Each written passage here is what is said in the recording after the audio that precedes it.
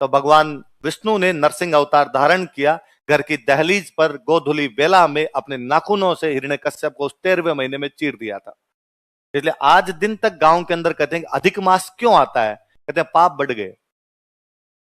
पंडित जी से यदि गांव में पूछा जाए कि पंडित जी इस बार 13 महीने क्यों है, तो पंडित जी कहते हैं धरती पे पाप बढ़ गए भाई रे।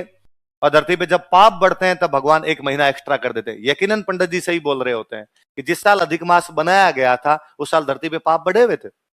हिरण्यकश्यप पापी की तरह आचरण कर रहा था, इसलिए भगवान विष्णु को पाप को कम करने के लिए भगवान कृष्ण गीता में कहते हैं कि जब जब धर्म की हानि होगी और पुण्य कम और पाप बढ़ जाएंगे, मैं धरती पर अवतार लूंगा।